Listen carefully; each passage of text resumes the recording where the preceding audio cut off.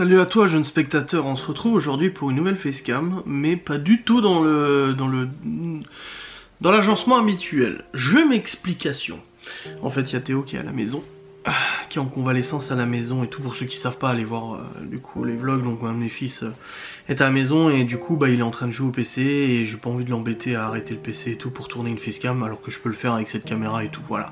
Tout simplement, je me suis dit allez, je vais me foutre dans la chambre avec le G7X et puis je tourne cette petite facecam. Surtout que c'est une facecam blabla. Hein. J'ai pas besoin de l'ordinateur. On va parler aujourd'hui de deux choses qui se sont passées dernièrement pour lesquelles vous avez été témoins en live, en vlog, etc. Qu'on a beaucoup parlé. J'ai un truc dans la barbe, putain. C'est le fait que, j'ai arrêté de boire du Coca, Pepsi, nomme-le comme tu veux. Alors il faut savoir que j'étais arrivé à une consommation de Coca, Pepsi, donc boisson gazeuse sucrée. Généralement je prenais du zéro, le Pepsi Max, etc. Mais je sais, oui, le zéro c'est pas forcément meilleur pour la santé, blablabla, tout ça. Ok. Mais en gros j'étais arrivé à une consommation de boisson gazeuse à environ 2 litres par jour. Voilà.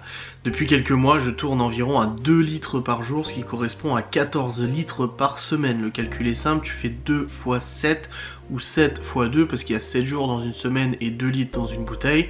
2 litres par jour x 7 ça fait 14, donc j'étais à une consommation de 14 litres de boissons gazeuses du coup par semaine, ce qui est juste énorme. Alors il y a plein de problèmes qui du coup peuvent être connectés à ça, le gonflement du ventre, hein, de toute façon ça c'est sûr, ça attaque les dents, ça attaque la gorge, machin, etc. Enfin voilà, il y a plein de choses qui vont pas. Si c'est des boissons gazeuses sucrées avec du vrai sucre, c'est pas bon. Si c'est du faux sucre, c'est cancérigène. Enfin voilà, il y a plein de choses derrière. Après on n'est pas là pour faire l'exégèse de tous les mauvais côtés en fait des boissons gazeuses et tout ça. Mais j'ai décidé comme ça sur un coup de tête de me dire tiens, je vais arrêter de boire autant de coca pour ma santé, pour tout ça et tout, et du coup bah j'ai arrêté et je ne bois plus que, alors généralement je m'achète plus que des petites bouteilles de 50 centilitres, du coup au moins ça limite la consommation.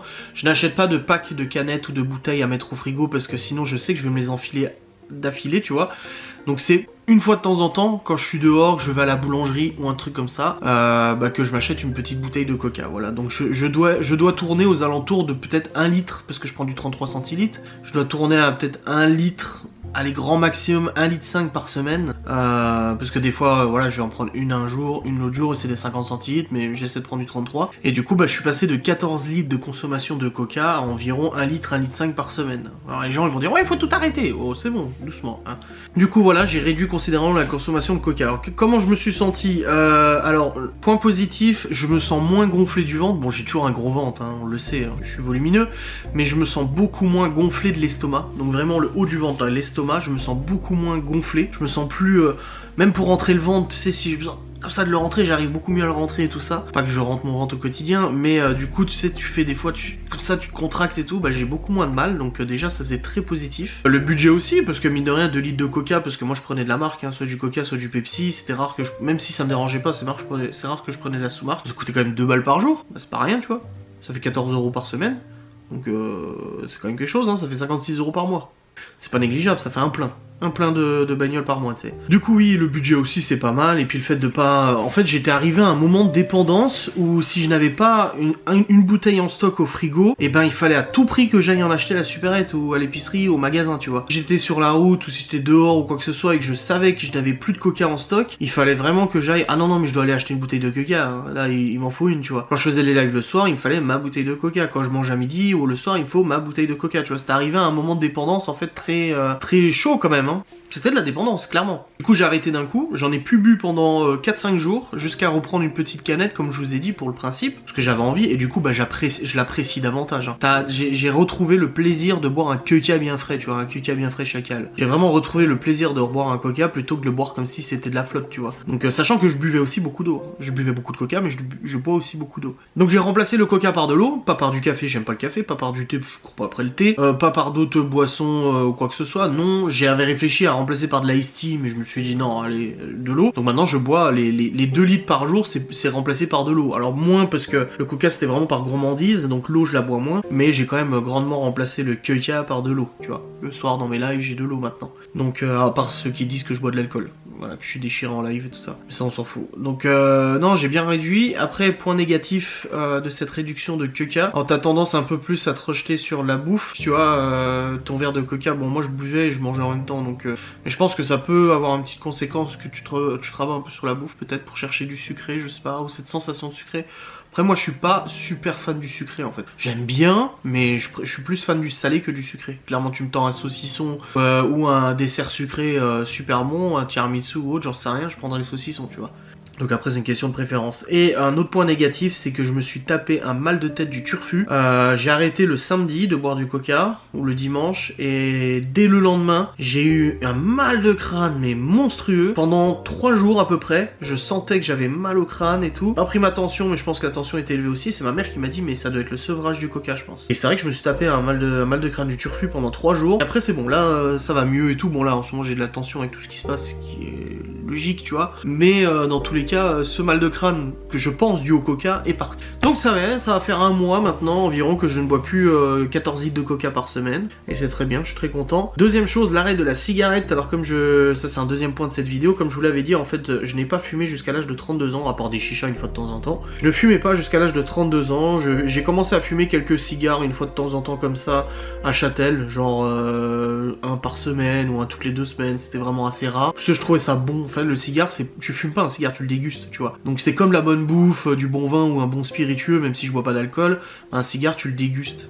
Et du coup j'aimais bien, mais j'ai arrêté, parce qu'après ça m'a saoulé, et en fait j'ai commencé la cigarette en octobre-novembre 2019, parce que quelqu'un à côté de moi fumait, donc ça m'a donné envie de fumer. Sachant que j'ai des problèmes respiratoires assez importants depuis maintenant très longtemps, ma mère peut le confirmer, hein. Je pense que là-dessus elle sait un peu ce que je dis, mais voilà, des bons problèmes respiratoires. J'ai commencé à fumer en octobre-novembre 2019, à hauteur de 1 paquet de 20 par jour. Voilà. Et ensuite, j'ai arrêté en janvier 2020 parce que j'avais une coronarographie et que le cardiologue suspectait des artères bouchées, dû à la bouffe et tout, mais que le tabac n'arrangerait pas, tu vois.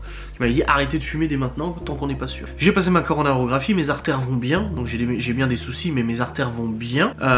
Et j'ai continué d'arrêter de fumer jusqu'en juillet, à peu près juin-juillet 2020, à peu près. J'ai repris la cigarette à ce moment-là, tu sais, c'était l'été, tu fais des soirées avec des amis, machin, j'ai repris la cigarette. Et là, du coup, j'ai recommencé à fumer un paquet de 20 par jour à peu près jusqu'au mois d'octobre. En octobre, j'ai arrêté. Et j'ai repris vers décembre-janvier, là, ouais, vers décembre-janvier, quelque chose comme ça, j'ai repris la cigarette. Par contre, là, un paquet de 30 par jour. Je savais même pas que ça existait un paquet de 30, tu vois. Donc, un paquet de 30, et même des paquets de 40, tu vois. Un paquet de 30 par jour, comme ça, de janvier jusqu'à, là, il y a... Bah, ça va faire une semaine que j'ai arrêté de fumer, samedi. Et puis... Alors, point positif d'avoir arrêté de fumer, le budget. Plus de 400 € d'économie par mois, c'est énorme! C'est énorme, c'est 4000 € à l'année, même plus que presque 5000 balles à l'année, le prix d'une bagnole. Non mais où? Alors les gens vont me dire oui mais Laura elle fume. Alors du coup comme je vous ai dit, le fait qu'elle fume, déjà elle fume pas à côté de moi, elle fait attention et tout ça, elle est vigilante là-dessus, là ça va. Mais après elle fume beaucoup moins que moi. Par exemple son budget à elle c'est un pot de 30 €, un pot elle tube, donc elle fait pas elle tube ses cigarettes, donc elle fait un pot de tabac de 30 € par mois. Ah, c'est sûr que c'est mieux que 400 balles. Hein. Elle fume beaucoup moins, elle doit en fumer une dizaine par jour, quelque chose comme ça. Et des fois ça lui arrive même, la dernière fois elle m'a écrit, elle m'a dit oh il est 15 h, j'ai toujours pas fumé, j'ai oublié. Je sais pas, tu vois. Et je lui demande pas d'arrêter non plus, et voilà.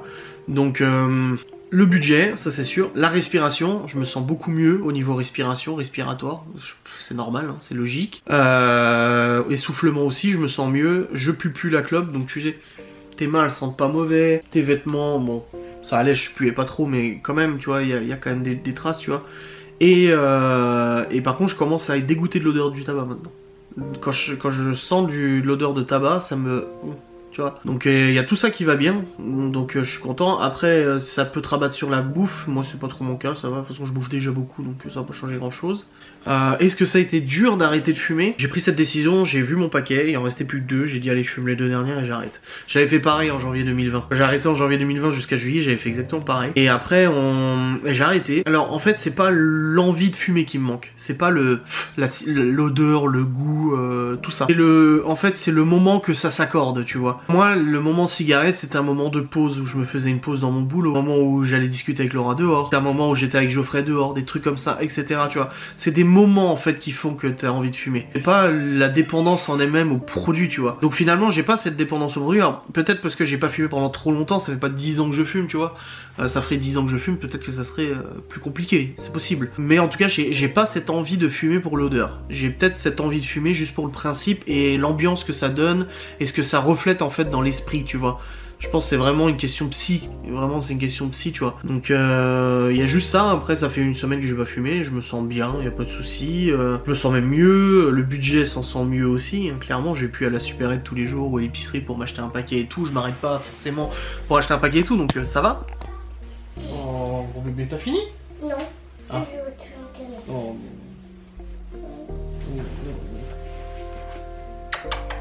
Et du coup, ouais non ça va, je le vis bien. Après comme j'ai dit, je le cache, après comme j'ai dit, je me retiens pas, par exemple si un jour il y a Geoffrey qui vient, ou un ami, ou j'en sais rien qui fume une cigarette, s'il m'en propose une, ouais je dirais peut-être oui, tu vois. Parce que je sais que ça sera juste une cigarette unique comme ça, ou alors une ou deux en une soirée et tout. Je pense que fumer une cigarette en soirée une ou deux fois, c'est pas grave quoi. Tu l'as nettoyé ou je le nettoie? Je l'ai nettoyé déjà. Doliprane. Je pense que fumer une cigarette une fois de temps en temps, c'est pas un drame, et c'est pas ça qui ferait retomber dans la dépendance. Parce que, en fait, les points positifs, là, d'avoir arrêté de fumer, déjà la thune et tout ça, c'est beaucoup trop important comparé au reste, et puis bon, la santé aussi et tout. Donc je pense que voilà, je serais peut-être amené à fumer une ou deux cigarettes une fois de temps en temps, parce qu'il y a une soirée entre potes, et puis machin, et puis si, tu vois. Ça, je vais pas te le cacher. Mais ça serait peut-être ultra occasionnel, tu vois. Comme il y en a beaucoup qui font, il y en a beaucoup qui fument que en soirée. Il y en a beaucoup qui m'ont écrit en me disant, bah moi de toute façon, je fume pas en fait, j'ai un paquet qui traîne et je l'utilise en 3 mois, tu vois. J'ai un paquet de 20 et il fait 3 mois le paquet, tellement je fume très peu, tu vois. Donc je pense qu'il est possible de fumer très peu. Je pense qu'il est possible. C'est pas mon cas pour l'instant parce que j'ai arrêté totalement. J'ai pas envie de me dire, allez, un petit joker, tu vois. Non, j'ai pas envie. Pour l'instant, je suis bien. Je suis pas là en PLS pour avoir envie de fumer, tu vois. Bref, voilà pour cette petite facecam qui se termine ici. J'espère qu'elle vous a plu. Cette petite vidéo confession, je vais aller la monter maintenant. Vous l'envoyez ou la mettre en ligne. Et bah, on se retrouve très vite pour une nouvelle vidéo. Salut les bisous et courage à ceux qui veulent arrêter de boire du coca et fumer. C'est possible. Mais c'est dur, quand même.